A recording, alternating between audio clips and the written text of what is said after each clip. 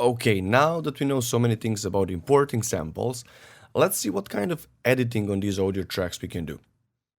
Now, as you can see, I have opened one audio track and I'm using it for my media bay.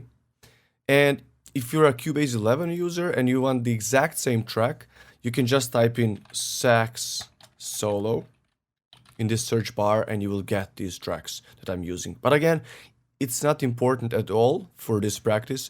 You can just use any audio track you have to practice these processes. So to open audio editor, we just double click on the track. So I double left click and this pops up. It's the lower zone. It pops up in the lower zone. Again, if you want to see it in the full screen, I can just go here and open it in separate window. For now, we'll keep it in the lower zone because we have a nice preview of everything right here. Now, also one thing to notice as well, if I click on this track one more time, look what happens here on the left side menu. It goes back to the regular track menu. Now, if I double click on it again, it opens this special menu for audio editing. Now, some of these tools are only accessible in Cubase Pro, things like Vari Audio. But again, don't worry for now. I will explain all the things that Element and lower versions can do. And in the end of this chapter, we will also see what Vari Audio and some advanced things from Cubase Pro can do. So let's go back here to the main menu of this audio editor. On the left side, we first have solo button, so we can solo this track if we have more than one track. And that's actually a very convenient tool because we can just edit this track only. Let's say if I add one more, let's say if I click on this piano, I will just double click on it and it will instantly get in my project. Let's make this one smaller. So if I now have two tracks, and if I want to solo this one, and let's play it. See, it's only that one playing logically. A convenient thing when editing just this track. And the next thing we can see here is Audition. Now, Audition allows us to play a selected part of the track.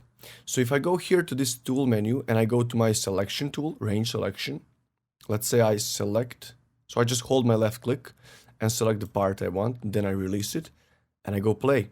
It will just play that selected part. Now there is an extra option here that says Audition Loop. So now when I have my selection, if I just go loop, let's see what happens. It will stop playing it over and over again. Again, we also have our auto scroll button and acoustic feedback button, which will be useful in Vari Audio part. So this will allow us to hear different pitches while moving an audio track. But again, more about that in Vari Audio part. Again, some basic tools. We have Draw tool. And don't be surprised, like, oh, what's the Draw tool doing in an audio track? We can actually draw gain values. But the only condition is to zoom in a lot so that this option gets enabled. So let's zoom in. Okay, I will select this part here. I'm just going to drag it. So you can just hold your mouse wheel and just click on the mouse wheel and then you can just drag to the left or right. Or if you don't have a regular mouse, you can just use the scroll down here. So you can see the waveform of the audio track. If I zoom in more, let me just drag, see? When this audio track becomes like this, like a wave, you can use your Draw tool and actually change the gain. So let's make a spike here. And then if I zoom out, see? And let me play actually this part here to see what happens now. Okay. Where was it? I think I lost it. But you know what? We can always draw a new one. So let me just do this one here. Let me draw. Okay, let's zoom in more. Let's zoom in more. And if I just randomly draw a spike here. Let's say I want more gain on this part in any reason. See, I have that part here. You will probably hear a pop here. Here is that spike.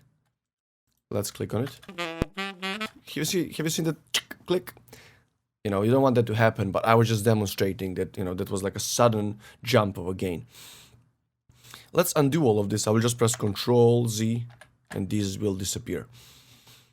Now, the next thing on this toolbar, we have zoom and then we have scrub. Now, if I have this one enabled, this will allow me to slowly audition parts. So I'm dictating the speed of playback. Look what happens.